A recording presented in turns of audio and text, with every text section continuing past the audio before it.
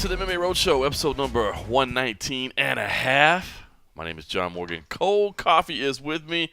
We are in Las Vegas. We are at the Casa de Cold Coffee a little after 3 a.m. in the morning. Cold Coffee, we did it. We made it through another International Fight Week. Yes, we did. I don't know how we did. Dude, I'm telling you, man. We talked about it a little bit last night in episode number 119. Asterisk version. And an asterisk. The foreplay version. The foreplay version. Oh, yeah. Oh, yeah. Oh, let's not go back there. That was a weird place. That was weird. All right, but we made it. It was. We talked about it a little bit last night, but now that everything is in the rearview mirror, man, it was a long week, and I hope fans enjoyed it. But it is a lot of work. It seemed more hectic. And I talked to other people in the media. They all felt the same way. Like, even though there was 2 events this year instead of 3, for some reason, maybe it was all the added panels discussions or there's a whole bunch of extra added shit that they didn't have the year before. The whole, like I said, the women's panel, the legends panel. The Hall of Fame induction. The 4-hour-long Hall of Fame induction. I feel like, there was just something else. And I think the fact that it was in 3 different locations made it so much more hectic. It's one thing if you're going to be stuck at one place and just go from this room to this room to this room. Got it. No biggie. But the fact that we had to transit from one place to another place, in a short period of time just made it tougher, made it harder because, you had no downtime. It just felt like there was no downtime. There was. It really was literally just place to place to place to place to place, man. It was nonstop. So, ended up getting some good fights. Obviously, we talked about it last night, but that Gaethje versus Johnson fight, man, people were still talking about it today. Obviously, that was one of the best fights you're ever going to see, period, man. Not just fight of the year, but one of the best fights you'll ever see. And, you and I both got to sleep in a little bit this morning, but how crazy is it that I don't know how it went for you this morning, but basically I woke up and my wife and kid, they had gone to the gym. Fortunately, they let me sleep in. And I rolled over and woke up. It was about 11 o'clock in the morning when I woke up, which is great because I don't think we went to bed, until like 4 or 5 last night after we finished with the podcast and all that other stuff. Which is why it was like, we felt like he slept in. I was like, well, yeah. Not when you take into account what time we actually got to bed. Yeah, you slept till 11. Wow, you bum. Well, I was like, went to sleep at like 5. But if you're like probably most people in this world, the first thing I do when I wake up in the morning is I reach over and I grab my phone. I grab my phone. I look for any text, WhatsApp messages, emails, tweets. I don't do the Twitter thing. No, and thank goodness because I know where you're getting. Because first thing I want to do is just be able to kind of just wake up and just be like here, right, in the moment type thing. I think we have a hard time. I think especially even just as workaholics of being in the now as opposed to, all right, what do we got to do? What's next? Just because I think in this line of work, you're constantly, there's always a story. There's always something moving. It's always the next fight or whatever. So a lot of times I won't go onto Twitter because I know if something's happening, it's going to be right there and then it's going to be all over. It's a very evolved attitude out of you. Well, but it's also the same sense. Well, I'll miss stuff. Stuff happens and, I'm not right on it. But for my job, I don't need to be on it like that. I'm not writing a story. I'm not whatever. I mean, true. Granted, I could be, I guess, proactive and cutting a video yourself. earlier. Oh, yeah. But, I mean, in the most things, I'm like, it can wait a moment. It can wait a moment, and so that's why most mornings I'm like, Twitter's not. I'll turn on a video game on my phone first. I'll roll over and play my little continuation game on my phone. And then I'll kind of, I don't even touch Facebook that often anymore, at least especially not in the morning because, Facebook will break news as well now. I think a lot of news comes out of Facebook. So look at you disconnecting from the digital world. Well, man. For a short time, just for that extra hour, because I woke up at 7 before anything, and then I was like, all right, I'm just gonna make myself lay back down. So I purposely didn't open up Facebook, didn't open up Twitter, didn't open up any of that crap. And I found myself sleeping for almost 4 more hours. That's amazing. And I felt really good. But if I would have looked at that point, we wouldn't have seen anything about, about the man or anything like that. But still, there's always that possibility. Well, I woke up about 11 o'clock. I pretty much slept straight through. I woke up really quickly, but I was like, my wife left me alone. Thank you. I appreciate it. And I get a message from Mike Bond. And Mike's like, hey, bro. He's like, have you heard anything in this Amanda Nunes maybe being out? And I was like, not going to lie, I'm just waking up, dude. I was like, so I Yep. haven't checked in anything. But, Yep. yes, that's exactly what happened. So, me being the guy I am, I'd love to be like, hey, you know what? I'm not even on right now. In fact, I'm not even supposed to work until the fights start. Yeah. So, that would be if I was a normal person that could allow myself to do that. Yep. The plan was I was going to get dressed, come over here because some of my gear was with you. We were going to ride over to T-Mobile together and go to the fights. Next thing you know, I'm reaching out to everybody, and trying to find out anything I can, trying to get it confirmed. Finally, do reach out to Dana White, and after I exhausted every other measure imaginable, I used him as kind of a last gap, and I was like, "Listen, man, I'm just trying to find out." And he's like, "Yeah, it's true.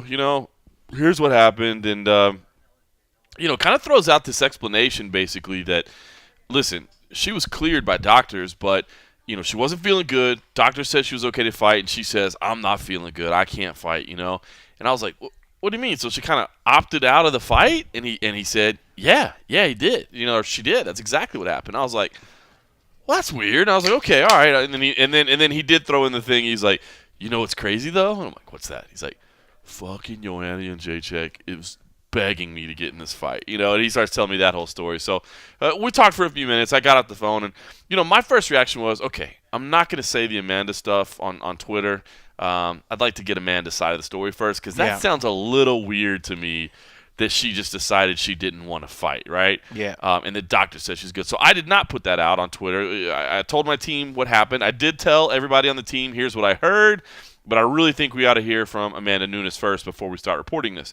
We got the thing out, and then it turns out that Dana did other interviews, including on-camera interviews, where he said the same thing. And I'm not going to lie, I still feel a little bad about it. I mean, I still feel like we need to hear Amanda's side of the story, but bottom line is, and you helped me with this too, I mean, you reached out to some people that at American Top Team and some other folks as well, and literally no one is talking. Yeah. And I still really haven't got any sort of a full statement. Still not. This is at this point at 3:15 in the morning.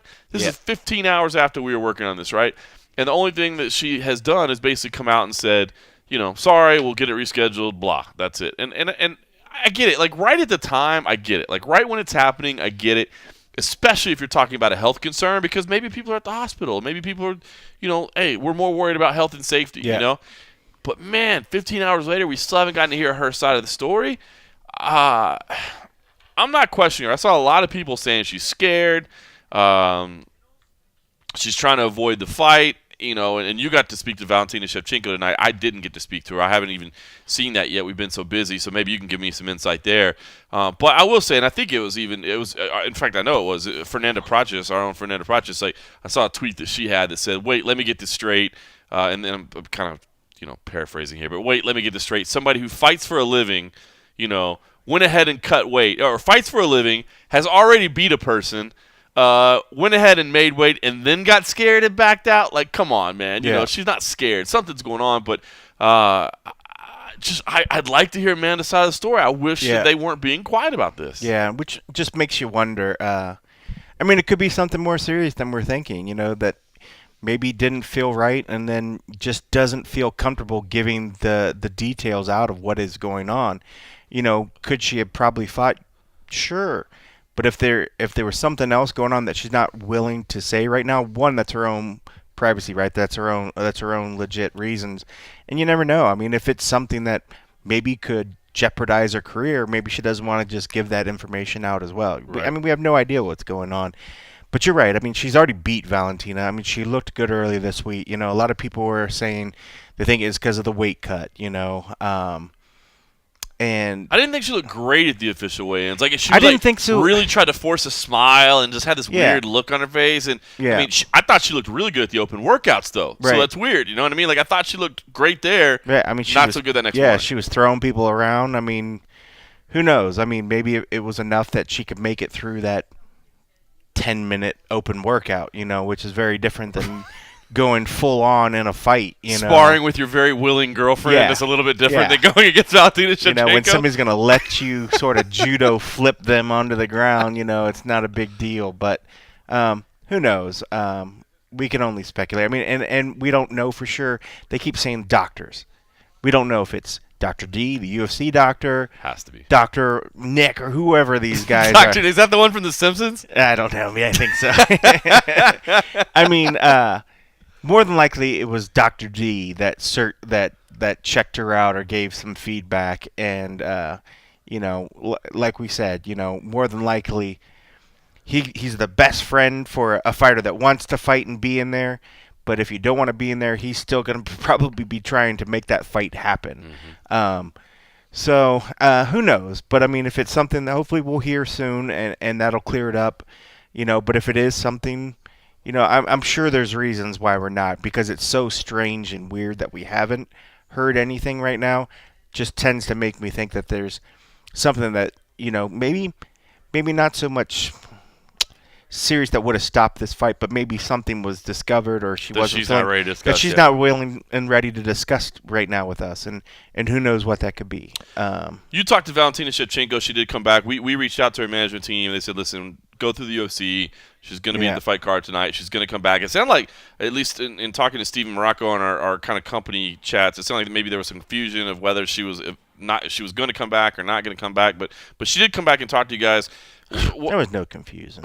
Steven. The magnificent one. The magnificent one. Not on top of things. Well, what did you think? It was a matter of when I think she was going to come back, because they brought back you got Cyborg. Joanna first. Because they came back and they were like, Joanna and Valentina are going to come, but they made it initially seem like they were going to bring them one after the other. Right. And it was one after the other, but it wasn't right after each other. So there was a little bit of time, but we knew she was coming, but it seemed like it was going to be like 5 or 6 minutes, and then she probably didn't come back to another half hour or so after the fact. There was a pretty good stream of people coming back there for us to interview. But so yeah, there was no it wasn't that we weren't going to get her, but he was probably just confused. But well, what did you think? I mean, in talking to Shevchenko, it sounds like she was upset. She was let down. I mean, she really was prepared for this fight, and she thought that Amanda, did and said all the things needed to do during this week, and then for her to find out, a few hours before, because she thought it was a joke. She's like, no, this can't be happening, like this doesn't happen, not this close before getting a chance for it. And she was definitely upset about it, but like I was telling you, I mean, she was too polite to say the words that Amanda was afraid, but she went on to kind of say, people are gonna look at your actions, and they're gonna make their own decisions and judgments about what you do. So when you do something, you're gonna face the consequences of what people are gonna say for it. But you go and you say all these things. The doctor says it's all right to fight, but then you're like, yeah, I don't want to fight. You be the judge. So and that's not I mean, that's not crazy. No. It's not crazy to say that. And I'm not calling out Amanda. I'm not saying that. I'm not calling out. I think she's awesome, and she's always been great. So I don't want to be disrespectful, but I'm just saying, from the outside looking in, it's not a crazy inference to make, right? Yeah. No, it really, really isn't. And, I mean, definitely I don't think there was any issue of, being afraid. Amanda's not afraid to lose the title. She's not afraid to get in there and fight her, because she's beat her already. But I think if there was something where she was feeling not 100%, she was, if anything else, wanting to be 100% to make sure. I mean, Valentina's a very, very tough opponent. Who wants to go in at 70% or 75%, 80% against somebody that you need to be 100% to go against? I mean, I think there were some questions about the first fight. They went back and forth. It wasn't any big decisive. And that was the thing that Amanda said, she wanted to get a decisive finish. She wanted to be done with it. And maybe if she wasn't feeling it. I mean, who knows? I mean, I don't want to make fun and poke. Early we were like, oh man, if she really was upset and it was a stomach thing, last thing you want to do is have an accident out there in the octagon, because the next thing you know, kiss yourself. Yeah, you're gonna kiss. You don't want to kiss yourself. It would be out there for everybody, and that's the kind of thing that people will. It'll never go away. Right. I mean, they might stop talking about it, but there's always going to be a record of it. You know. And still, it could be something, more serious or whatever. But I agree with you. I don't think Amanda Nunes is afraid of Valentina Shevchenko. But I get why somebody would say that from the outside looking in and just say, But again, it could all be cleared up. It could all be cleared. The thing is, the reason you have to make guesses is because you don't have the answer. And that's why I wish Amanda would just come out and just say what it is. And like you said, I don't think there's anything wrong with saying, listen, I've been a professional fighter and training in martial arts my entire life. This is what I do. I've reached the peak. I've reached the pinnacle of the sport. Yes, I can tell you the doctor said it's cleared for me to fight, but I can tell you that my body does not feel right.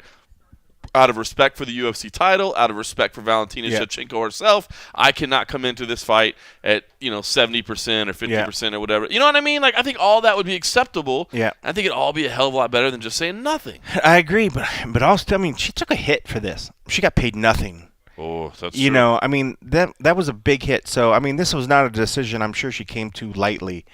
I mean, just to even try to just save face and didn't want to go in there and fight. I mean, she put on a camp. She had coaches. She had people that were expecting that money. So to make this decision is not an easy decision. That's a great point. So I'd like to think that, if she makes a decision, it's something serious enough where she felt that it warranted doing that sort of thing, because she just doesn't come across to me as somebody that's gonna just willy-nilly play with these people's lives around her. And I'm just not going to do it, knowing that all these other people have been putting their lives on hold to put her through this camp, and then to not get anything to show for it.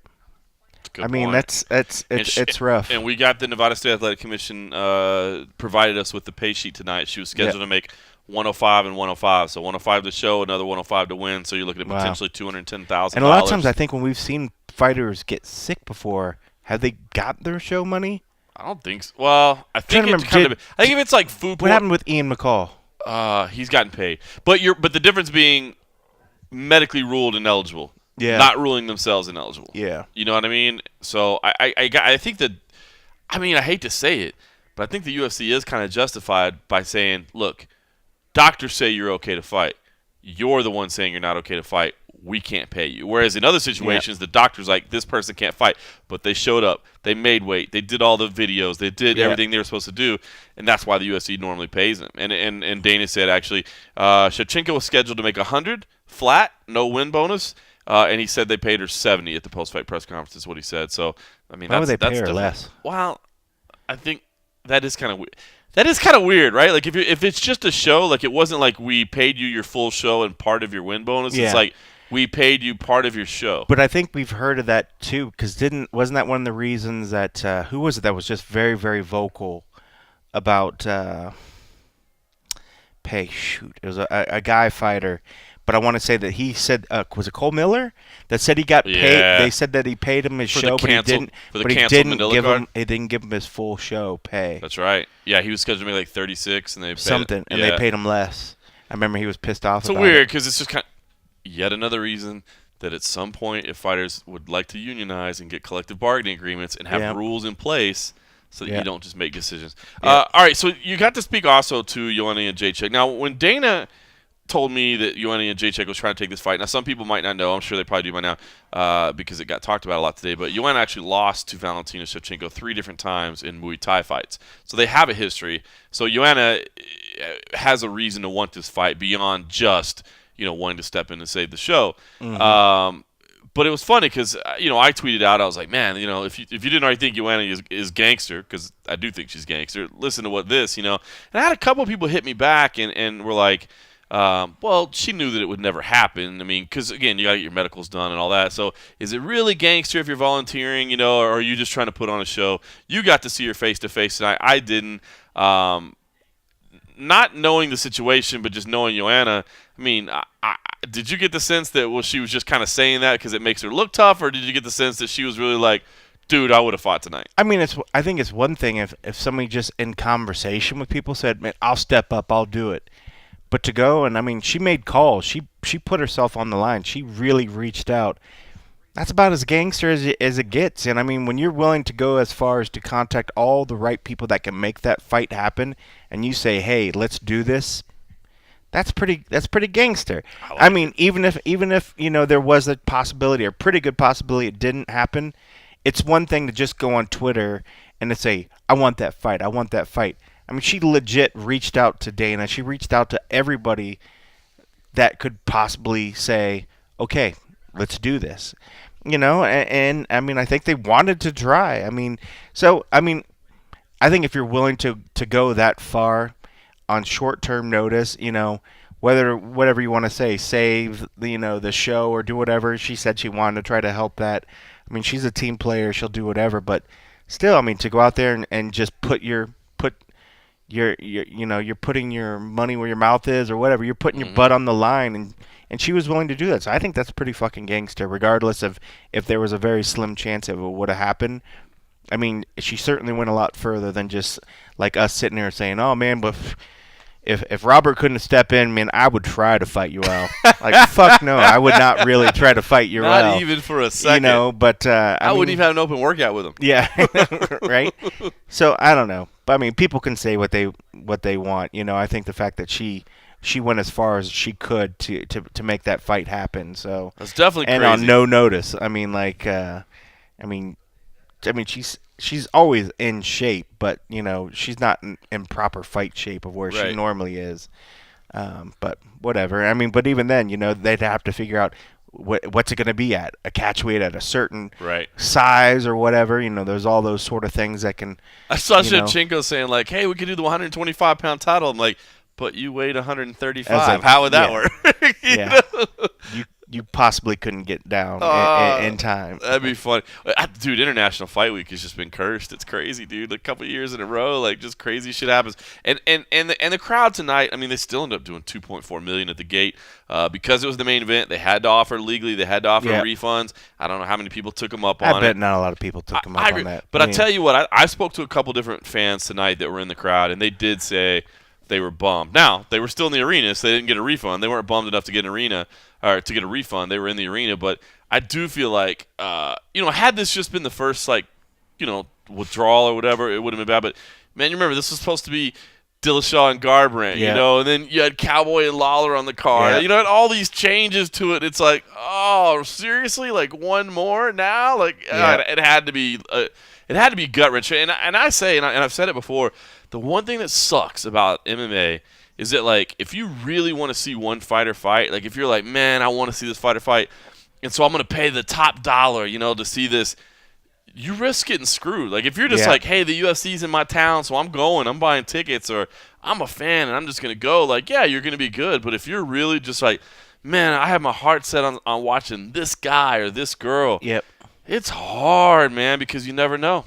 So what's the moral of the story? Just get the nosebleed seats because you're going to lose less out? Yeah, I guess so. Yeah. Or pay what you can afford, that's for sure. All right, well, listen. Don't overextend yourself thinking you're going to get that great floor seat. That's for sure. All right, well, listen. We will get to what did happen in just a moment, but I did want to kind of wrap this all up. It does sound like they're going to try to do Nunes and Shevchenko in Edmonton, but I think you should hear it all from Dana White, myself, and Kevin Aioli both kind of touched on a couple things. I think Mark Raimondi chimed in as well.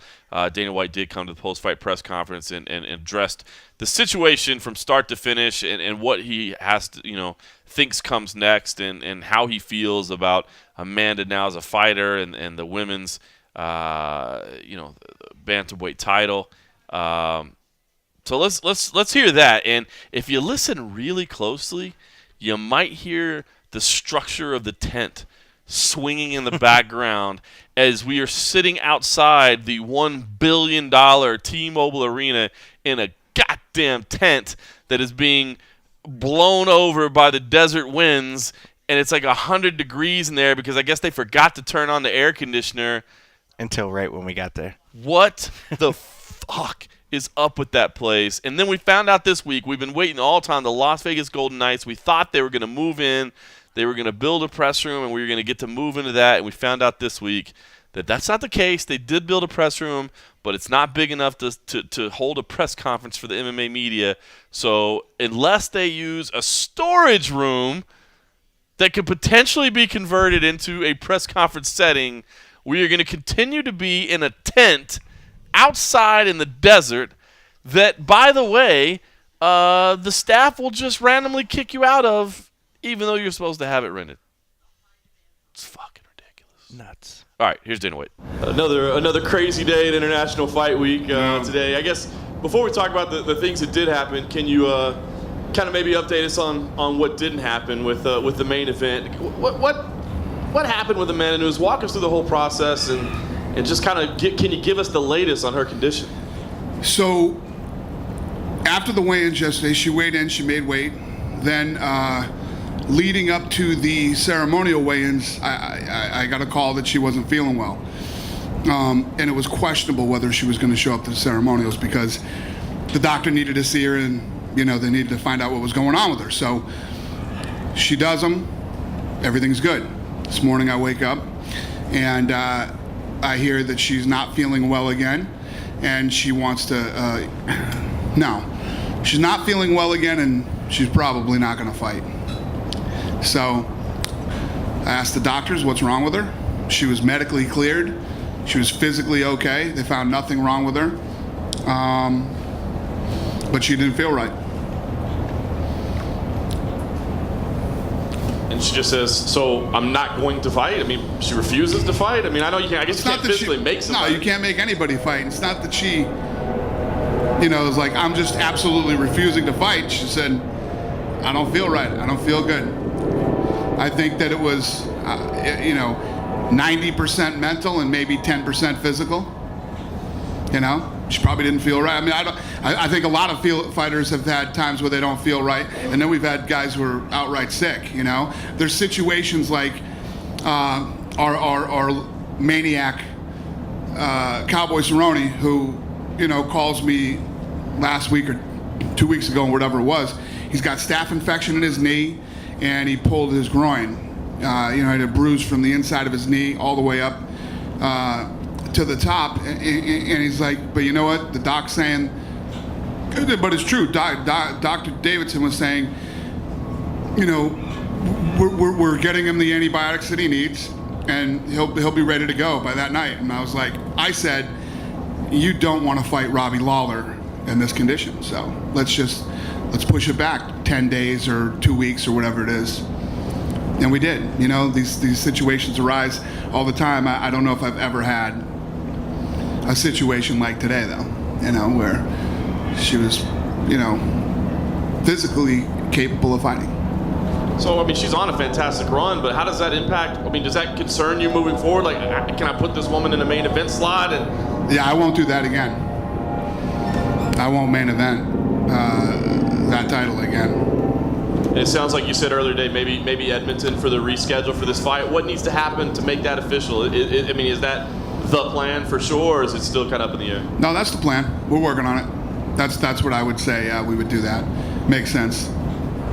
Hey, Dana, I just wanted to ask you, a couple people asked me about Amanda and your decision, or not your decision, but since she didn't fight and Dr. Davidson cleared her, did you consider stripping her of the title at all? Was that ever a factor? No, I didn't consider that. We didn't pay her. Right. And just, how do you deal with those kind of situations when, you've had it before, like when you're going through it, to strip the fighter or not to strip the fighter? Like, what's the thought process? How do you work through that? When you're going through stripping a fighter? Yeah, because she's cleared to fight, so the doctor's saying she's healthy enough, and then she says, I don't want to fight. Like, so I'm not trying to be harsh because I think I think hey, the right thing. That's a great question. It's a great question, and we've never seen anything like this from her before. There's no pattern of her refusing to fight somebody, or those are the type of situations. I mean, where I'll read something where a guy says, "Yeah, I refuse to fight this guy." I'll tell you, it just happened with DJ. We have a fight for this guy. It's for his chance to break the record. Is a very credible guy that wants to fight him. The guy's cutting weight, getting ready, and all this stuff, and he's absolutely refusing to fight him. So that's when I sit there and start going, well, first of all, you're the pound for pound best fighter in the world, number one. Number two, you're on X amount of defenses, and you're absolutely refusing to fight somebody. When there's a pattern of that, then I start looking at stripping again. Dana, going back to Nunes, was it a weight cut issue? Do you know? Was what a weight? I'm over here. Amanda? Yeah. Nunes. No. Not a weight issue. No. I'm not saying that she might not have been affected by the weight cut, but she was healthy. It does seem like a lot of weight cutting things have kind of messed up cards for you guys lately. It's true. That's something that you guys want to address. Obviously, CSAC is kind of addressing it, but anything that you guys can do?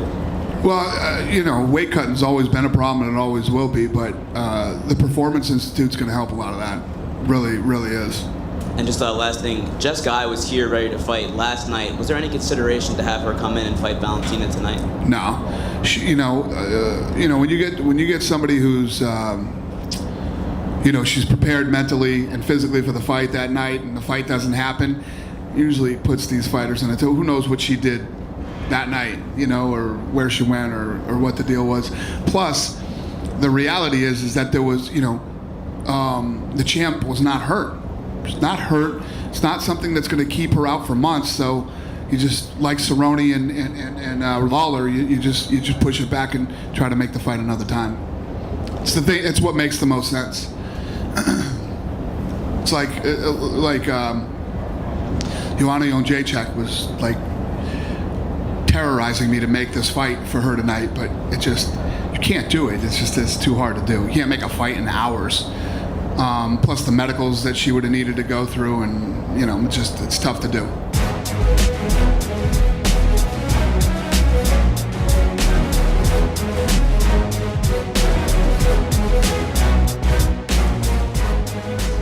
Welcome back to the MMA Roadshow. That was Dana White as we crack open an award-winning. What do you think of that, D-Dub? All right. We did kind of get a little update on Cowboy Cerrone in there as well. It sounds, again, and he kind of mentioned it before, that he could have fought tonight, but Dana was like, bro, that's not a really good idea against Robbie Lawler. I've interviewed and talked to Dana enough. I know that he would never say that he regrets it because, I know he believes that, hey, if a guy's, if I make a decision that I don't think a guy should fight, I stand behind it, but man, you got to think in the back of his head, he's like, Jesus Christ, I wish we would have had that Cowboy Lawler fight tonight, because that would have taken some of the sting off of what happened tonight. So, all right, main event. Dude, classic main event. The saving grace of this card was the fact that the co-main event was such a badass fight.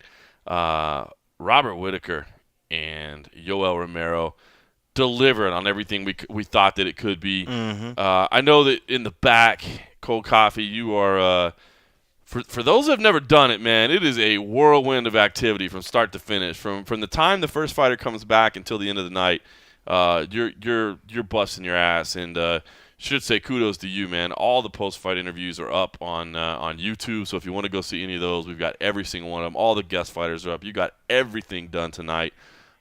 Crushed it. But I know that you guys usually try to take a minute to at least sit back and watch the main event.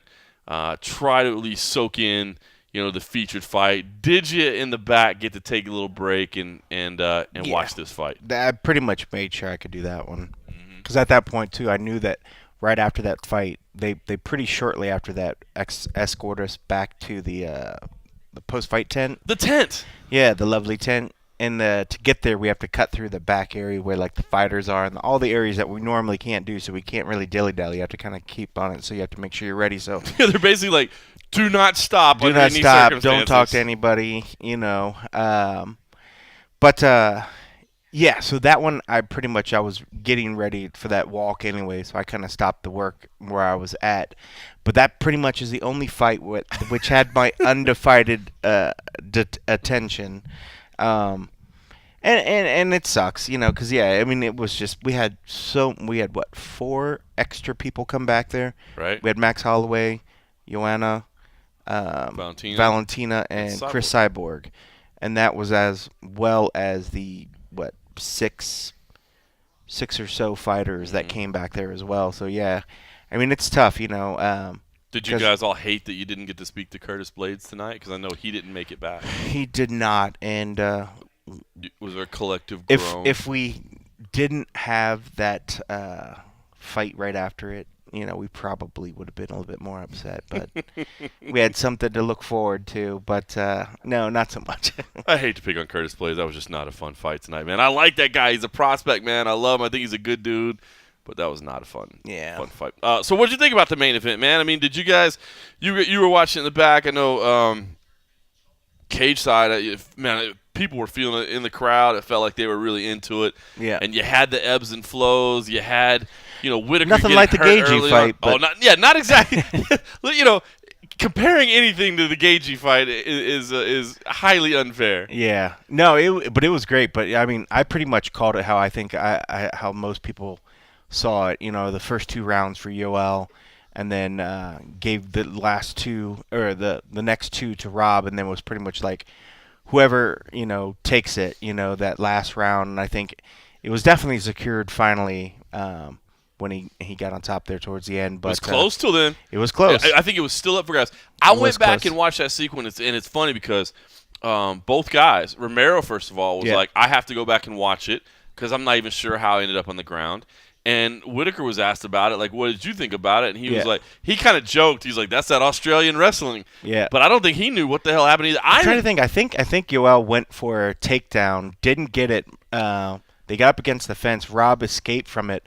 But Yoel was so tired that I think he didn't pop up from the ground. I watched it while you were working. I went back and watched it on tape, and it's hard to see from the broadcast angle. But if you watch the overhead view angle, you can see it really well.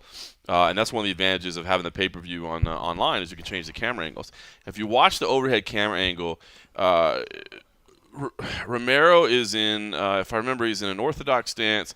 He throws a low kick with his right leg, and again, it's tough to see this on the normal broadcast angle. He throws a low kick with his right leg, and it kind of hits, kind of misses, and he steps across. He slips, right? And when he steps across, Whittaker counters with a right hand. And Romero, I think it touches Romero, but not really connects. Yeah. But because he's crossed over his feet, and he tries to slip, he tries to avoid the punch, he's basically off balance and slips at the same time. So it was really, I don't say nothing Whittaker did because it was affected by the fact that there was a punch. But Romero essentially slips to the floor. But there's a split second where he could have, like, if he'd have had energy, he could have popped back up because it wasn't like Whittaker was right on him. Romero is down, and he just hesitates for just a second, and I think it is an energy thing more than anything, and doesn't get back to his feet. And Whittaker jumps on top. And I should say, though, it's not the same thing as, like, Alistair Overeem, where Verdum got on top and basically just, like, stayed on top. Like, Romero tried to get up, man. And he almost got up, man. He bucked and he shifted. And Whittaker did, to his credit. It wasn't like he just was gifted a takedown because of slip. He made a nice adjustment to keep the fight on the floor to finish out. But I really do think that fight came down to that final 90 seconds. Yeah. And Whittaker gutted. And then to find out, which I didn't. Now I wasn't here in the commentary. I know you were because you were in the back. I did not pick up on the leg injury, the knee injury. I mean, I could see a little bit of a different movement, but I thought it was just kind of normal wear and tear that happens. I didn't realize there was a legitimate, like, it was like his knee or something. Robert actually said it to his team. I think the phrasing they used, he was like, my leg is done, or something along those lines. So he kind of keyed it in, and clued them in as well. But I think it was just those, like, little oblique kicks or something to the knees or whatever. But I thought that was really timed perfectly. I thought that was perfect. But I mean, Romero, because every time Rob went in there to try to get one of those big overhand rights or something, he would just catch him and stop him. I think he knocked him down with one of them. He took his leg out from under him, and that's probably the one that did the hurt. But I think it was midway through the third round. It looked like he kind of either willed himself through it, either adrenaline kicked in, or just maybe stopped hurting to the point of whatever was slowing him down. Because that after the second round, I thought it was like, oh man, if it doesn't get better, he's not going to be able to throw those punches that because he needs to have the power to do it. And if he can't have half of his base to throw that, I was like, oh man, this is going to be bad for him. But he either through will or maybe it just wasn't that bad of an injury.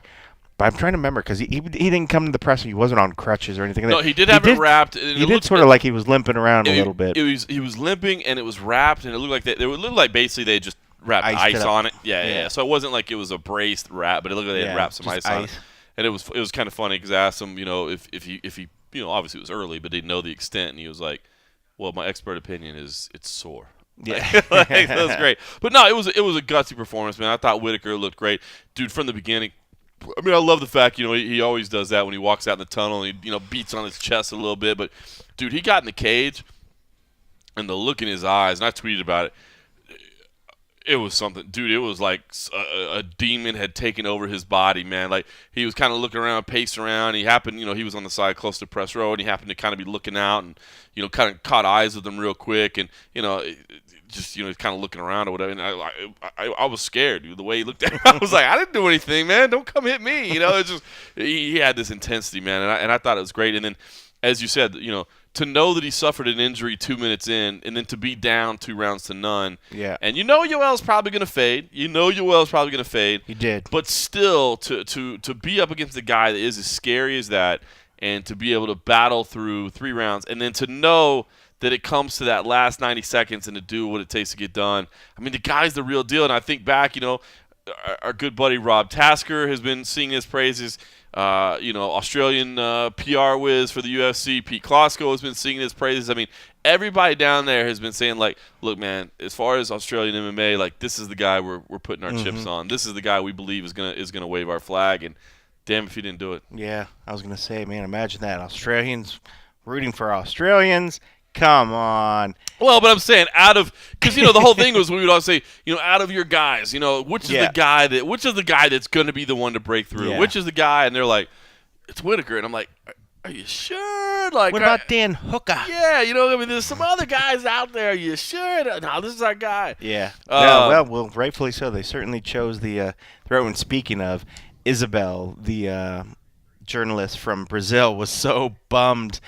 Came up, was doing all the stuff, and all the Brazilians, my God, I didn't except think for about Santos, lost. And I told her, I was like, well, now you see what it's like when we go to Brazil and Brazilians have a big night, and all the journalists are all rooting and cheering for the Brazilians, and we're sitting there like, darn, it would have been nice if some of the Americans won. I was like, ha ha, welcome to what it's like for us. That's too funny. And she was all bummed, but it just wasn't their night tonight, but. It was a great night of fights, man.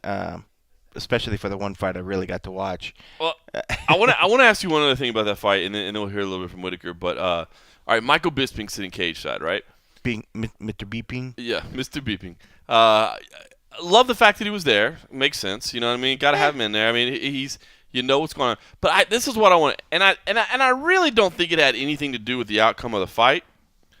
But the fact that he ripped a Cuban flag and like kind of, I don't know if he necessarily, I couldn't see it because on the opposite side of the cage, but I don't know if he necessarily threw it at Romero, but or his team or something. Yeah, but probably threw it at Romero, but Romero knew about it because he was asked about it at the post-fight press conference. He saw it. I will say, knowing that there's kind of beef between them, know that there's a history between them.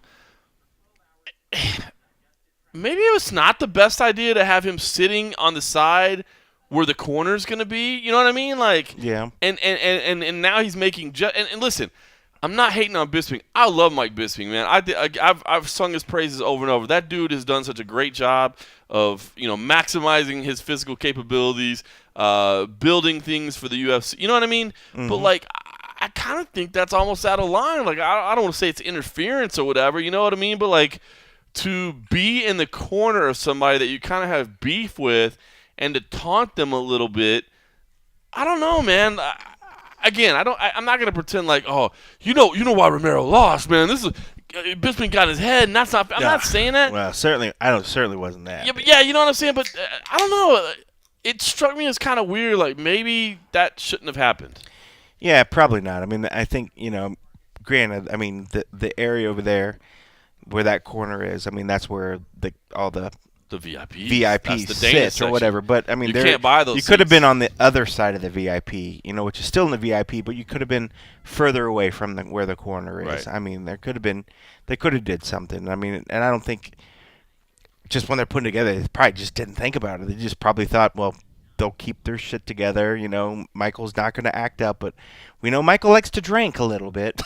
And I'm sure that he probably partaked in a few and got a little bit. He had a frosty beverage or two? I think he probably just was feeling a little emboldened to go up and do some crazy shit because we've seen Bisping on Mr. Beeping on good days where he's been very respectful, and I don't think would have did it. But I mean, we've also seen days when he's been a little bit drunk at pressers and said all kinds of stuff. The Rock Gold press conference is an all-time classic. Mean, so it is what it is. But I certainly don't think it affected the fight or got into Romero's head anything. If anything else, I mean, it was great for that little WWE moment after the fact, which just sort of cheapened the whole thing. I mean, I don't know. It just, when I saw that, I just shook my head. I was like, come on. You're talking about the in-cage. The in-cage shit. Bisping had there was no need for him to be in the cage for it. I mean, that fight's going to happen. Whatever. It just, I don't know. It just felt cheap. I don't like it either. I got to say, I don't like it. Weird. I mean, he's going to come in and do his promo or whatever.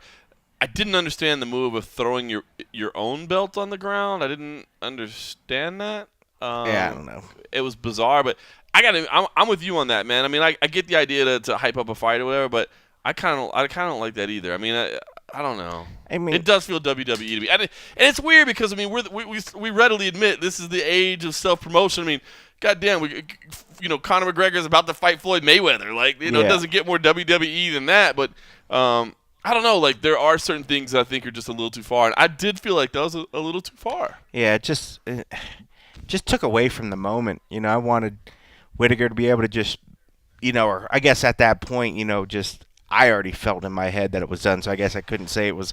I wanted Whitaker to have the moment because it wasn't done at that point. Right. But I don't know. It just felt just cheap. Like they're just forcing it too much. I mean.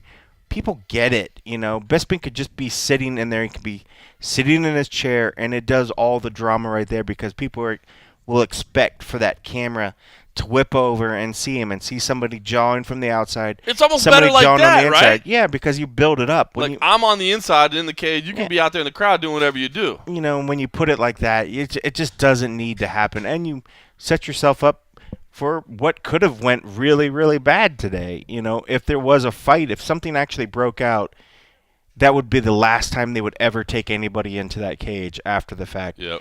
Because they would realize, one, it's a liability. Two, it just makes them look like absolute ridiculous.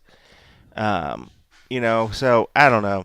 I just didn't like it. Once I saw him start to walk into the cage, I was just like, all right, I don't even want to watch this anymore. But I mean, I get it. I understand why they try to do it. I just don't like it. Mm-hmm. I think there's better ways they could do it, or just do it old school like they have been when they were doing it for years. Just let the person be in the arena, show them on the screen, and I think you get what you get, without the risk of, a fight breaking out and just seeming cheap because it's just so forced. And if they want to have their moment, that they can have their. If the winning fighter in the cage wants to have their moment, they can just ignore that person and they can have their moment. Or if they want to, do a John Jones and flip the guy off, they can do a John Jones and flip the guy off. And if they're really, really crazy, they can do a Conor McGregor where he jumps out of the cage and gets in your face. You can do that too, but it's the winning fighter's choice at that point. Yeah. I agree. Speaking of John Jones, did you guys get to see that promo in the back? No, they don't usually roll the promos over the feed. You got. Hopefully, if anybody hasn't seen it, I'm sure everybody listening has seen it, but you yourself have got to see it. This promo for 214 is so good. It's so awesome because they literally just show everything that John has done wrong.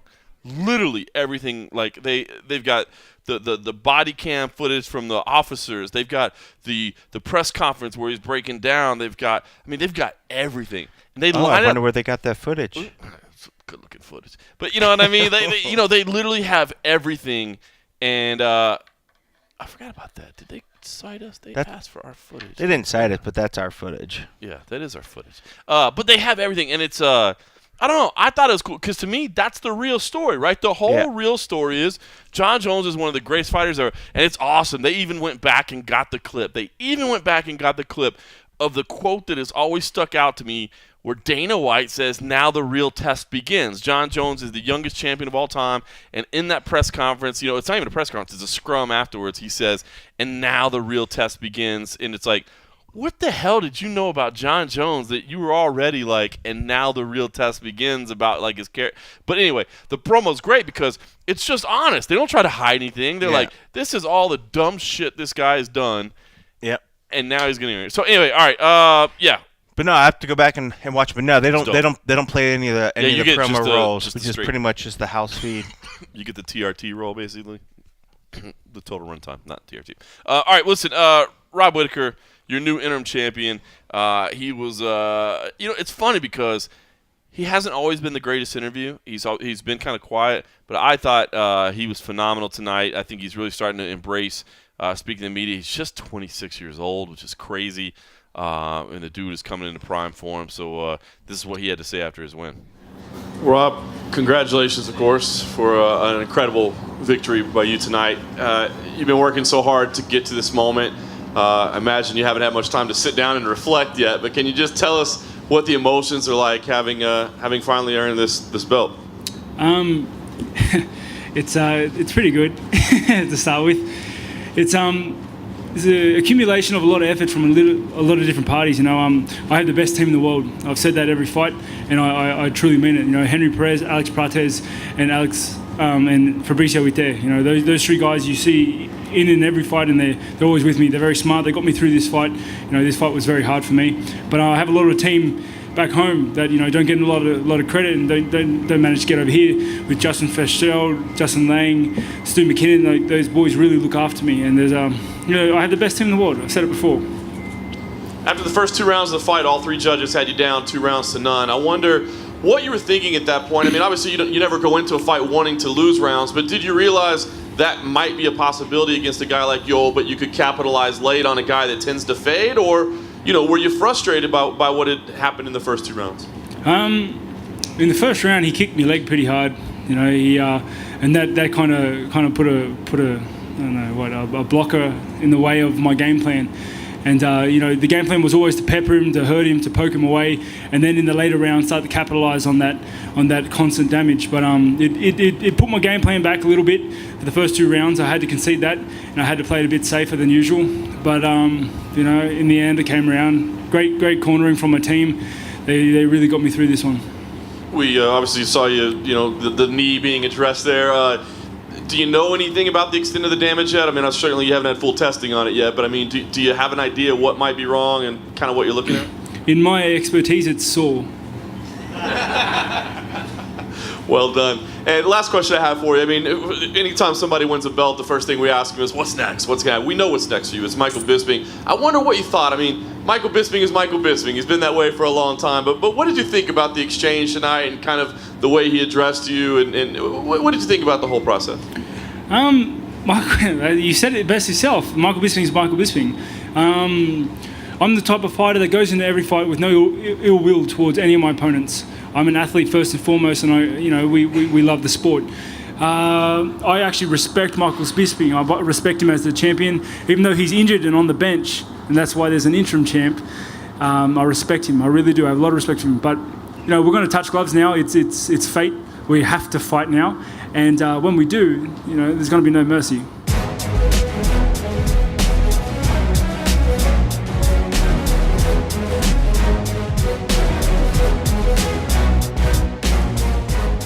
All right, so that's your new interim champion, Rob Whittaker. If you want to see the full interview, full press conference, you can go on YouTube. We've got that there for you. Just some highlights of my conversation with him. All right, Cold Coffee, Yoel Romero on the losing end. Still a dangerous dude at 40 years old. He's still a dangerous guy. Certainly was explosive at times.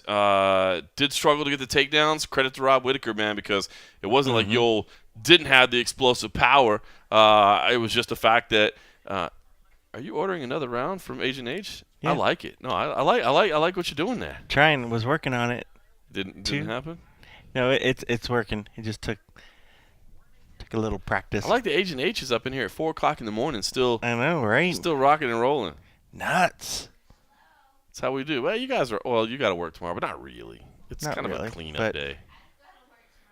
You don't have to work tomorrow. Cold Coffee does. All right, still dangerous. Again, did struggle with the takedowns. I don't think anything on his part necessarily. It just Whitaker was great. It did come down to that last 90 seconds. But here's what I want to ask you about Yoel Romero. First of all, I thought Yoel Romero came across great in the a little kiss there on my sweaty forehead. A little kiss on the sweaty forehead. Aww. We'll get kisses when we're at Boomers. Well, I didn't get, anyway. Lisa, you must not have asked the right question. All right, I thought Yoel Romero, even losing effort, man, I thought he came across great tonight. Here's what I want to ask you. First of all, and some of these numbers are public. I'm not going to give you any of the numbers that aren't public. But literally everything we put up this week with Yoel Romero, his name on it. Every interview he did, of course, his open workout blew up on YouTube. Mm-hmm. But everything we did this week with him on it, weigh-in highlight, open workout, interviews, scrums, blew up. So out of these two cards, to me, at least just from a strict numbers perspective, it looked like he was the biggest star. Now it's weird because I don't think I've never felt that way necessarily before. Of course, he doesn't speak English, so it's a Spanish language interview when you do it. I don't know if this was a situation where because we haven't necessarily had time to dig into the analytics. I mean, Cuba's a pretty small country. I don't think it was a situation. It's almost like it's an island. Almost like it's just a little tiny island in the Atlantic Ocean. I don't know if this was a Russian hacker situation where they're just like doing whatever they do to make numbers awesome. But I don't know. I guess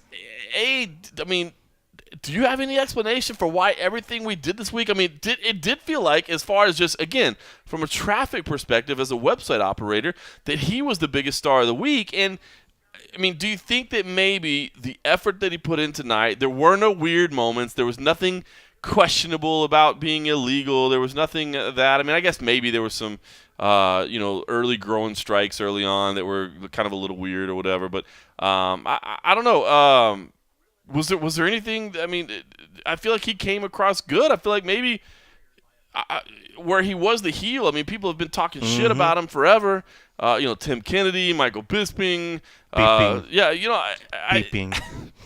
So, thanks, Yair Rodriguez. Well, John, the Lord works in mysterious ways. And he really wanted these videos to do well. Because thanks, Jesus. Jesus was like, on the third day there was Yoel. Is that your Jesus impersonation? No, it wasn't. My brain just started shutting down because I was like, I don't really go into this territory. I don't know what to say. Well, all right, listen.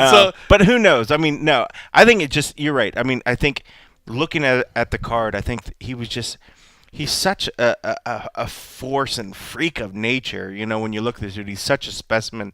I think he's even the kind that the casual fan can look at this guy and be like, what the hell is that all about? I know we've been at gyms and we've seen guys and you're just like, holy shit, who is that guy? And you're just in awe of the work that he's done to, one, make himself look that way, but also he just very impressive. He's very powerful, and I think just people are drawn to that. Just the same way people are drawn to heavyweights. They're drawn to that possibility of just beautiful devastation and destruction. When a dude is that muscular but can also move the way he moves. I mean, it's amazing. It's amazing. But no, I've been grateful for it. But yeah, it never ceases to amaze me when, you don't plan on one particular thing blowing up that week and just something comes out of left field and blows it up. And it was definitely Yoel. So I don't know. Maybe some of our listeners, the few of you, and Mom, if you want to chime in, was he the guy that you were paying the most attention to? Well, I can tell you my mom was paying the most attention to Yoel Romero. Oh, I know she was. I know she was. She's like, John, could you give me some more of them open workout? Is that my mom? Is it my mom's that country? Your mom is so country. If you don't know this, your mom is like the sweetest thing. She always tries to feed me. She's like, Mr. Coffee, but she is the super, super sweet. And you have to thank your mom because Heather's been eating the shit out of those peanuts that she gave me in, was that Dallas? Yeah, I think so. Where she gave the peanuts. She's like, I know you're going to be hungry. John, you guys work all these hours. She gave this big old bag of peanuts, and I brought it back with me, and Heather's been eating the shit out of them. Or Agent H. I don't know who Heather is. But wow, the brain is gone at 4 in the morning. It is gone. All right, well, listen, Yoel said he promises to come back. It's kind of weird because to be continued. Yeah, and we'll listen to him, I guess, maybe. But I just want to say, I mean, part of me was like, I mean, it's so weird because he's 40 years old, right? Allegedly, he may be 50. He's Cuban 40, so who knows? But part of me thinks. Did he used to play baseball as well? Dude, I won the Little League Was World he Series. Was he a Little League baseball player? At 27. But yeah, I mean, part of me wondered if he'd be like, "Hey, thanks. You know, he made $350,000 tonight. He got a $50,000 fight of the night bonus. That's why he was still happy. Right, $400,000. He's like, "Aren't you disappointed?" Hell no. He's like, you know how much I could buy for $400,000? I might be the new president. No, but I did wonder, like, hey, man, you're 40 years old. Again, it's funny because everybody marveled at his open workout. It was incredibly athletic. So it's not like you're like, dude, it's obvious you're not there anymore or whatever. But yeah, I did wonder. I mean, he's worked for this moment for so long, and then he came up short. Like, I did kind of wonder if he's like, all right, peace, I'm done, thanks. It's time for me to go enjoy my life a little bit, But it sounds like, he's back in the game. Unbelievable.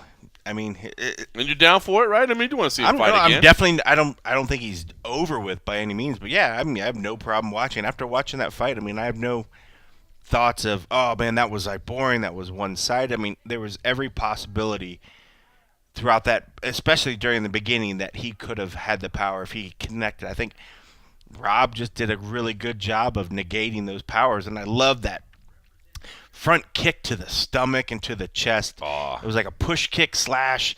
If I get this up just a little bit higher, it's going to be in your face kick. Yeah, I mean, he did a really good job, but I mean, he hurt Whittaker. I mean, he had him. The what he did to his knees and his legs in the first 2 rounds or whatever, he was there. He had as good a shot as ever, and he's still going to put down and beat most of the guys he runs into. Whittaker right now is just he's just a killer, man. He just Beast. Anybody you put against him, the dude is finding ways to win. That's just Whittaker on the rise. You can't fault Romero that he's going against a dude that's looking to be destined to be a force of nature. It's funny because I talked to some people about this beforehand, and I've heard a couple people echo this sentiment. Now, a lot of people thought that Michael Bisping wants to stay the hell away from Yoel Romero, right? Yeah. I mean, horrible matchup for him, right? Yeah. But I've talked to more than one person that says Rob is a worse matchup for Michael Bisping than Yoel would have been. The fuck out. Yep. He's gonna knock him out. It's scary, right? Yeah. I mean, Rob. And I like Bisping. Bisping's got good boxing and stuff, but Bisping's going to get close enough, and he's going to think that he wants to put his hands against Robert, and Robert's striking is just, it doesn't look like it's that devastating when he makes contact. I mean, but I don't know.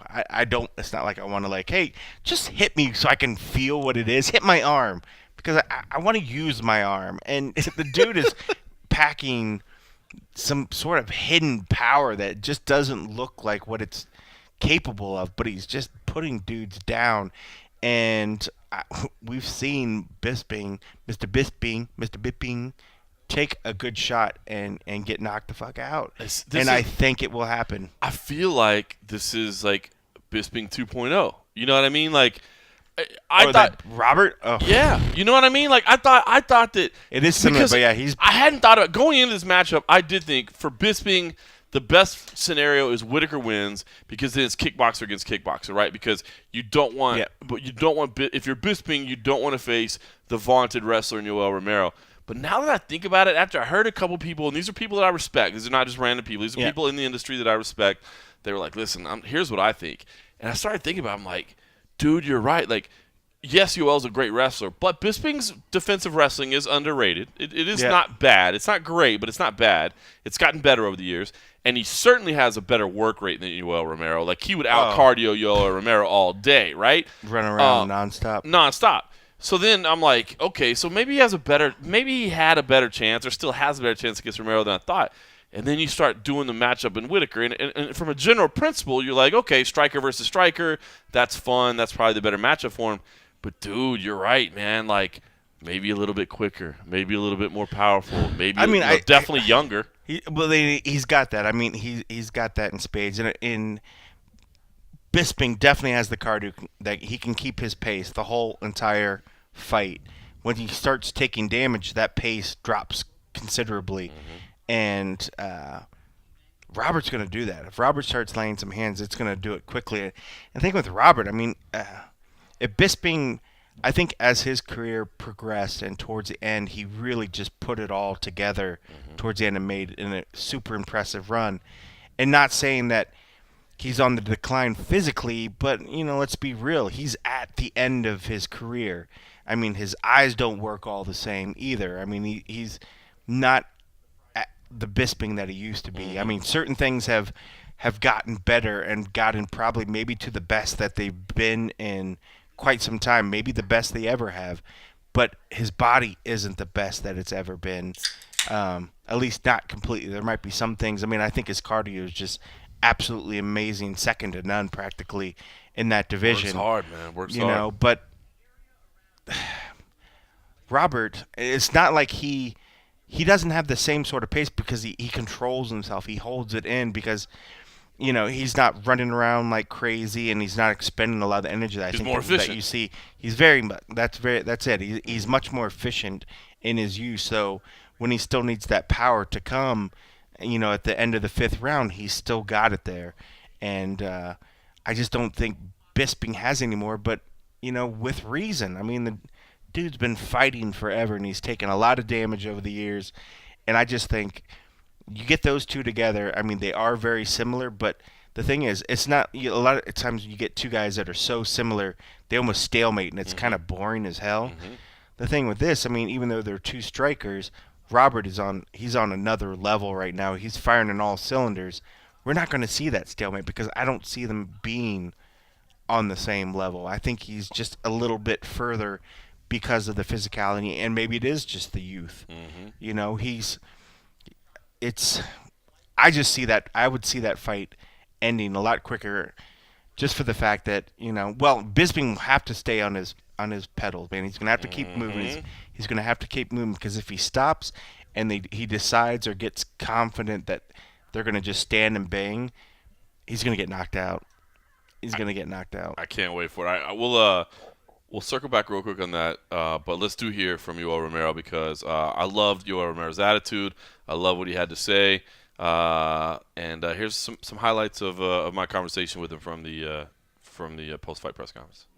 Yoel, this was a fantastic fight, fantastic main event overall. How did you feel about your performance tonight in the fight? Yoel, esto fue un fantástico main event. ¿Cómo te sientes? ¿Cómo lo hiciste hoy por la noche? Thank you so much. Tú sabes, una derrota siempre duele, ¿no? Simply a loss. Pero le doy gracias a Dios. But I thank God. Salí con algunos cortes, ¿no? Pero estoy lleno de salud. I came out of here with a couple of cuts, but I'm still full with health. Y sigo aprendiendo. And I keep on learning. Y cada día que pasa, sigo viendo que las posibilidades son reales de ser campeón. And every day that goes by, I keep seeing that the reality of being a champion is still there. Es una noche magnífica. Magnificent evening. You won the first 2 rounds on all 3 judges' cards, then Rob came back and won the final 3 rounds. People talk about your cardio a lot. Was this an issue of you getting tired, or was this an issue of Rob making adjustments to come back and change the fight? Ganaste los primeros 2 rounds y Robert regresó y ganó el tercero, el cuarto y el quinto. La gente dice y habla de tu cardio. ¿Ese fue el asunto o fue que Roberto hizo ciertos ajustes para ganar esos rounds? Bueno, yo creo que la pelea hasta el último minuto del último round, la pelea estuvo pareja. think that up until the last minute of the last round, the fight was even. En mi humilde opinión, creo que ahora cuando nos sentamos en Miami, que vamos a revisar el video de la pelea, creo que no sé cómo fue que llegué al suelo en el último minuto. I'm going to review the whole fight as soon as I get back to Miami, and I don't know how I went to the ground in that last minute of the round. Pero creo que si esto no llega a suceder, el resultado hubiese sido distinto. But I really believe that if that did not happen, the results would have been different. And I guess last thing for me, I know how important this night was for you. Where do you go from here? I mean, are you already itching to get back in there and put this behind you? Do you feel like you need some time off to rest? What do you want to do next? La última pregunta de mí, y sabemos que esta noche era bien importante para ti. ¿Qué piensas hacer ahora? ¿Estás buscando la pelea otra vez seguidita o vas a descansar? ¿Qué es lo que piensas? No, yo estoy bien, estoy listo.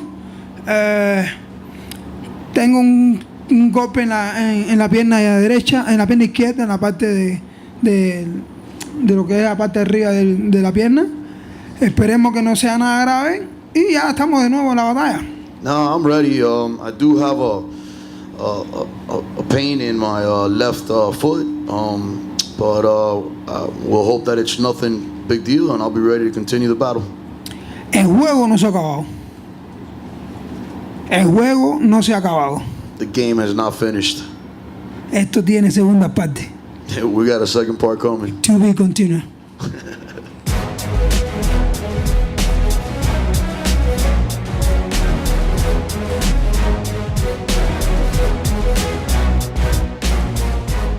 That was the Soldier of God.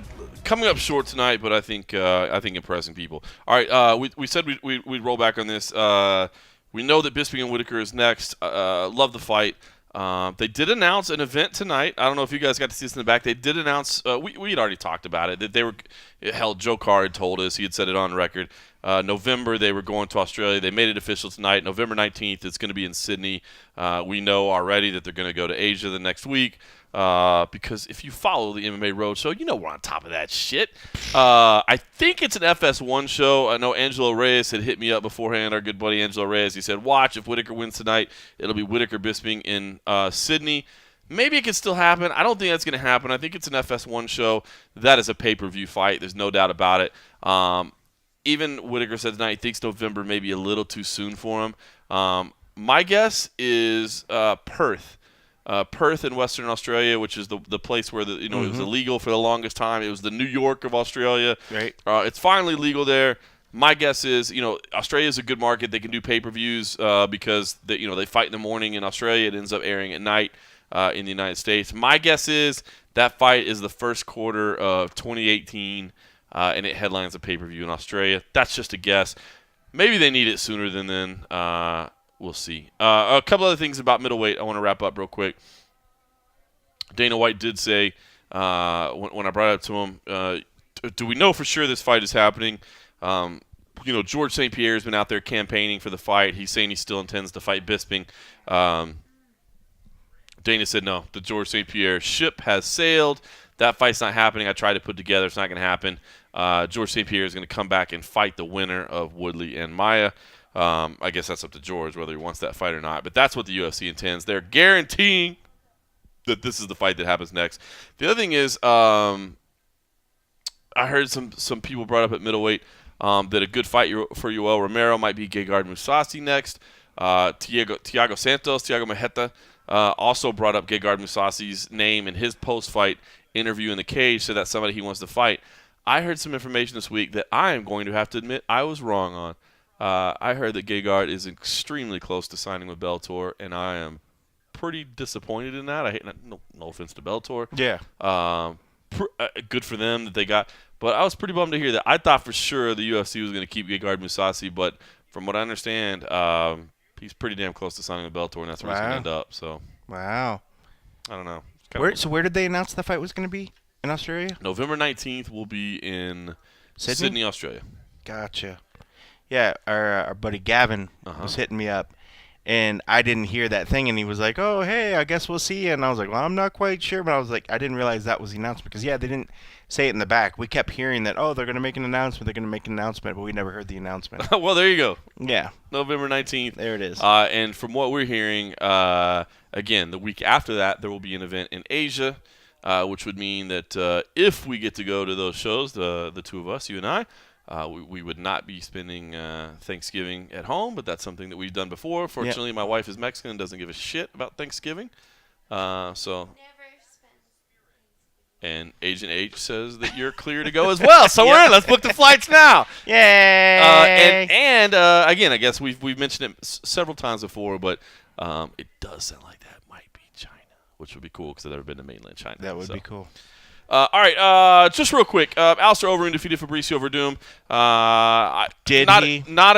Did he really? I didn't think it was as controversial as a lot of people did. I don't know. Every time I looked over, I thought Fabricio was doing better. I thought it was a weird fight from Alistair. This is the guy that also we didn't get to sit.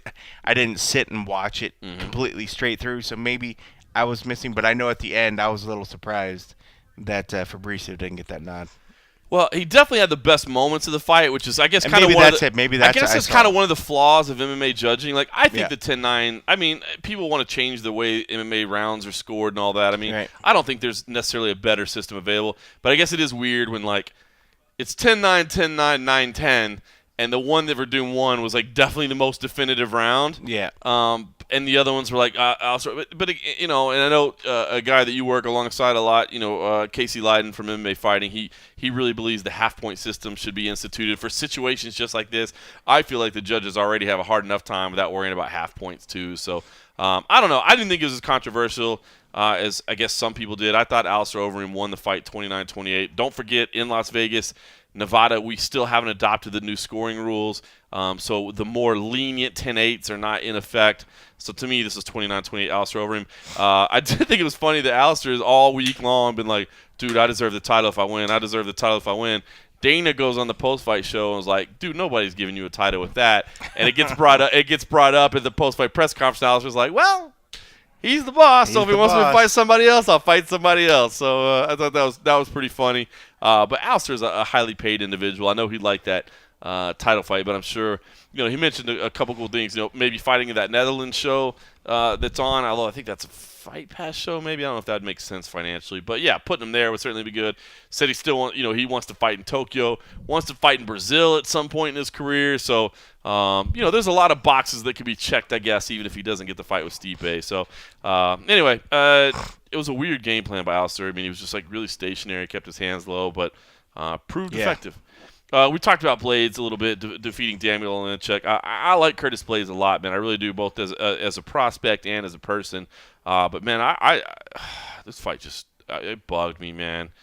It's doing the same thing over and over, pressing the fight to the cage. The takedown's not coming, and yet you're just going to just keep doing it over and over and over. Like, I mean, I didn't pull up the stats, but he had to be like 0 for 20 in takedown attempts. It was not a good fight.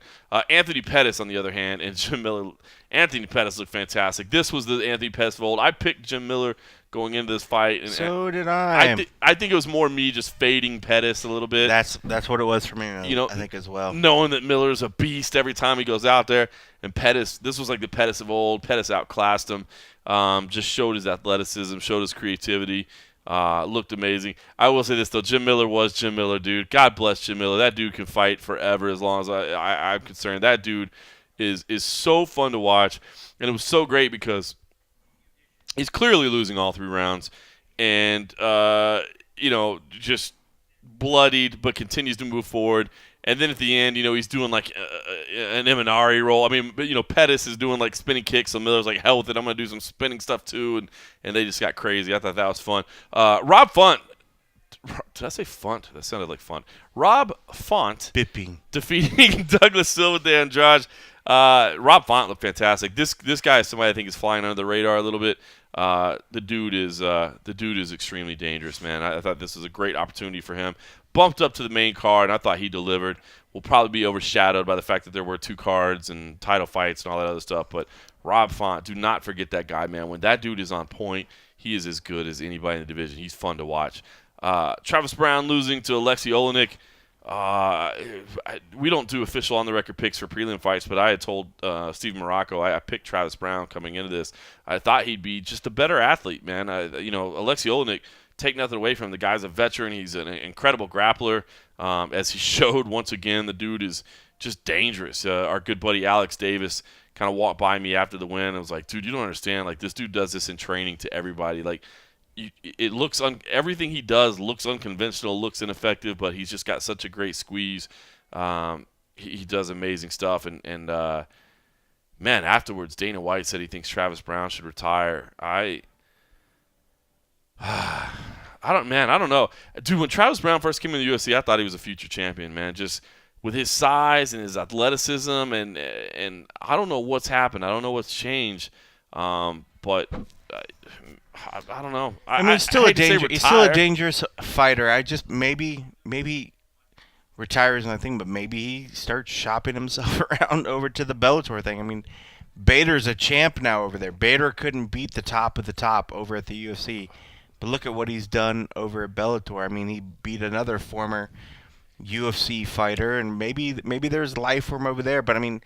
He's a recognizable name. You tell me Bellator. He's definitely a certain recognizable name. And you tell me Bellator, and I hate to say this to market yourself through your significant other, but you tell me Bellator wouldn't love putting Ronda Rousey on camera sitting cage side? Yep. It makes sense to me. I mean, he's still got a good name. I mean, he was fun to work with this week.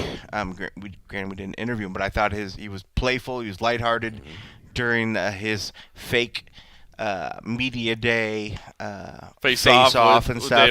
He had some fun there. But yeah, it seemed to me that this was a fight that they had set up in the hopes that he was going to win this fight. Yeah. I think he was expected to win, and the fact that he didn't just showed him that, hey, that's it. But I mean, it was just weird. I thought it was weird for Dana to say, I think he should retire, instead of just say, oh, we're probably going to cut him, but we don't want to cut him because we know this is Ronda's dude. It just seemed to me like Dana was. That's probably the motivation. That's probably exactly. No, that's exactly the motivation. I bet that's the motivation. I mean, because it's funny. I hadn't even thought about it till you just said that.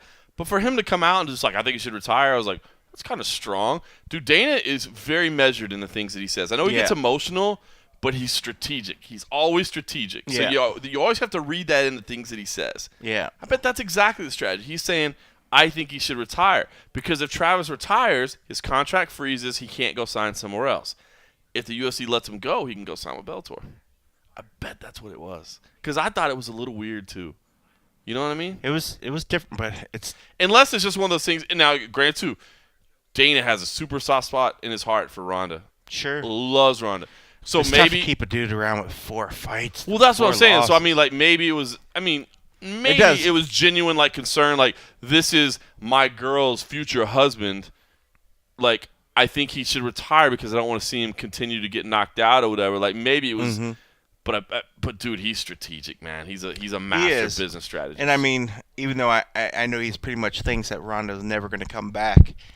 I mean, it'd be one thing to push also his hand and kind of force her hand. Yeah. I think he'd be given another reason. But yeah, you're right. I mean, I could see him trying to keep a hold of something, but I don't know, man. Yeah, because usually when somebody reaches 4 losses, usually has stronger words. Yeah.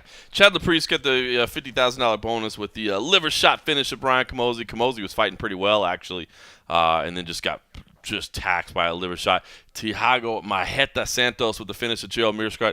Thiago, man, when he's on. He's a scary dude. He's not the most well-rounded fighter at all times, but his power is crazy. Belal Muhammad picked up a decision win, clear cut over Jordan Meehan. Belal looked pretty good, and Jordan, I don't know, man. He took some time off. I don't know if he's necessarily the fighter that he was at one point in time. I mean, he started fighting so young. His body's been through a lot. Not that he, was outclassed here, but just, I don't know. Belal Muhammad, I thought handled him pretty easily here. Cody Stammen. If you didn't see Cody Stammen and Terrion Ware, a good fight. That was good. It was I enjoyed it a lot. They were very competitive on the feet, but Terrion Ware just needs to work on his takedown defense. Every time Cody wanted to take the fight to the floor, he did. I mean, and Ware did a great job. Maybe he doesn't work on his defense because he's so good at getting back to his feet, But, dude, if you get taken down over and over and over, like, you're going to lose on points every single time. It was competitive on the feet. Terrion Ware's stand-up was solid, man. Yeah. I mean, he was slick. But Cody was coming back and hitting him with big shots. You know what I mean? So it was like power versus volume. But when it was power versus volume, and then you add in the fact that he had no takedown defense whatsoever, pretty clear. And then Trevin Giles with the big knockout, ground and pound on James Bogdanovich. Excuse me. Mark Smith, the referee in that, got a lot of criticism. Mark Smith's a guy that I like. I talk to a lot. I think he's a good referee. I know he's committed to his craft. I know he works hard at it. I saw him come up through the Tough Enough ranks, but got a lot of criticism here online. And Dana White even referenced it, not directly, but just mentioned in the post-fight press conference that we had one incredibly late stoppage. It was this one. Was a little bit scary. Bogdanovich was down for. I think I was told it was 6 minutes that he was actually unconscious. Wow. Which was scary, which is why they carted him out on a stretcher. I Precautionary didn't reason. see that. Yeah, they wouldn't. He was down for quite a while, and they got him to the stool, kept the ice on him, and eventually they brought the stretcher in, and he stood up. I think he was like, kind of a pride thing or whatever. He stood up, and he's like, I'm fine. I can walk out and run power, and they were like, nah, bro, I guess, but the fact that he was out that long, we need to cart you out. And that's those situations where you're worried about brain injury, and what happens. I mean, we've seen it before. People will walk out on their own power, and they fall, they pass out, they would, things happen. But he went to the hospital. Fortunately, the UFC does have enough money that they send people through the highest battery of tests. Nevada pushes that as well. And, he was okay. It was a scary moment to start the night off. I actually tweeted, it's a stark reminder, man. This is a sport, and as much as we love it and as fun as it is, at the end of the day, man, MMA is a brutal thing, man. Don't forget when you're talking about these guys, positive, negative, talking shit, whatever. Don't forget about what they do, man. They really do lay it all out there for us to be entertained. Yes, it's for their financial gain as well, but it's for our entertainment too. So. Just something to think about. Real quick, because we got to go because it's late and you still got to edit, and then you can sleep all day. You will be on the Mayweather-McGregor fucking shit show, as Dana White called it. I think everybody, the shit show tour. The fucking absolute shit show. And he was, that was tongue-in-cheek. He was joking a little bit. But, yes, I think most people do expect it to be a fucking shit show. It's going to be a shit show. I actually, even when I went to the bathroom there at the very end, before we got locked out of the building, saw some fine friends that work in security for a certain organization that puts on fights all around the world. Interesting. And asked if, hey, are you guys going to be on the world tour? And they were like, hell no. They're like, unless something changes and we get asked to do it, we want nothing to have to do with that shit show that is going to be. And I agreed wholeheartedly. If you've ever, I'm not shy to say, and I've said it before, if you've ever worked one of these boxing events, especially when you're used to the precision and the almost anal compulsiveness of how some of the UFC events are ran, you work a boxing event and you're just like, how does this even work? It doesn't make any sense. How does it get done? How does anything happen? And so even these fine security individuals are like, I want nothing to do with this. So if they were asked, they will, but they are not planning on. So let me ask you. I mean, obviously I helped build your schedule. I know it's crazy. It's going to be a little bit of a shit show. That said, it's the most important shit show in sports right now. People are looking forward to it. So, granted, I know it's 4:30 in the morning and you're exhausted and you're tired and you still have to edit this, so that may affect your mood a little bit. But at the end of the day, are you? Fuck no. Are you excited? Are you? No, are you hating it? I'm sure. Once I see it, I'm excited to see if there's going to actually be some jawing at each other, any shit talk. I think if anything else, we might see some of the best of Conor at a presser, just for the fact that these boxing shows are so crazy. It's almost like no rules. Right. I mean, at the pressers, when people get up and start jawing, at the UFC ones, security's in between them. A lot of times, some of these boxing ones, they're not paying attention. Nobody gives a shit. If they want to get up and get in each other's faces, next thing you know, you're going to have coaches going after coaches, fighters going after fighters, and it can just be one huge ball of shit happening up there.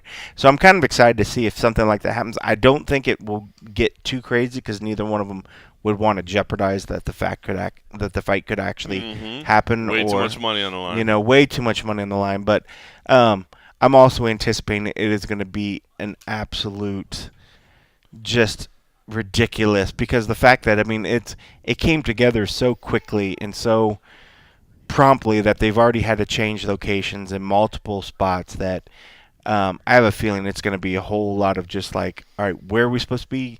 Figuring it out on the fly. Like they haven't done like a venue visit and figured out logistical maps. It's going to be, I think it's just going to be horror story after horror story, and I can see us shooting this and then expecting to be able to upload it and then have them tell us, oh, well, we didn't set up internet at the venue. You got to go somewhere else to work after the fact. Because a lot of places, if it's at like a host hotel or something like that, they usually have a room, a PR room or something where you can do it. But a lot of these venues, and with no clear-cut PR team taking the lead, we might not have any of those facilities set up. We might literally be ushered into a building to shoot this thing and then pretty much sent on our way to figure out what we need to do to get our work done. And I don't know.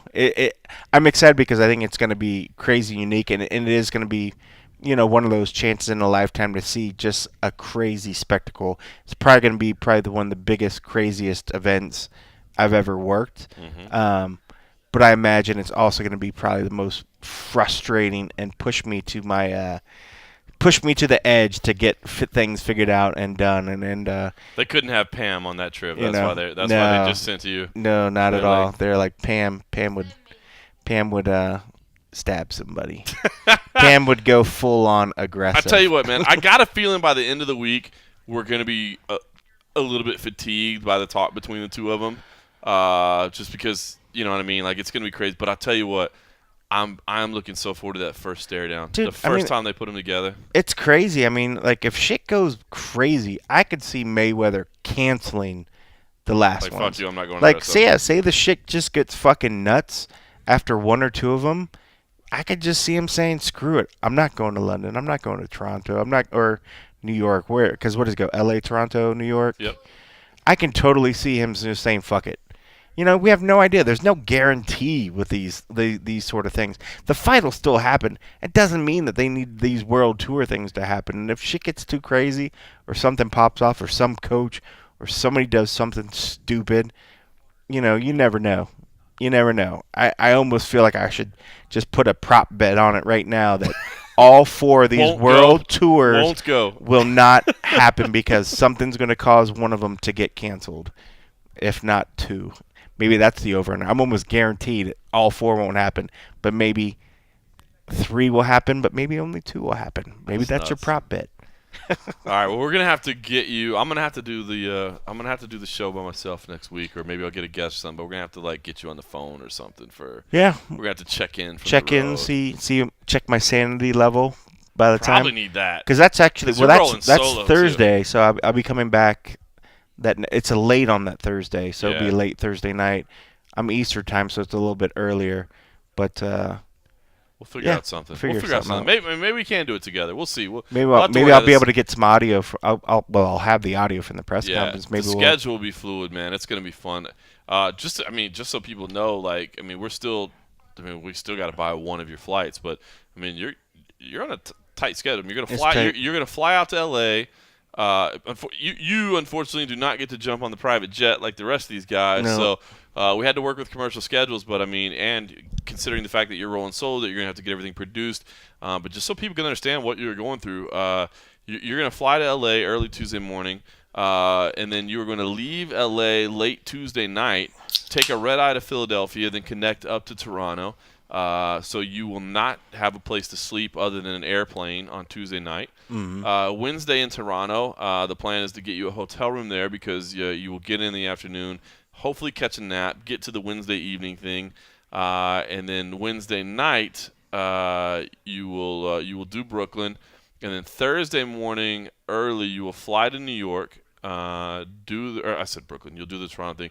Thursday morning you'll fly to New York. do the New York presser, and then you will again take the red eye back because you've got to get back home because you have a camping trip planned with your girl the next day. So you've got to take a red eye.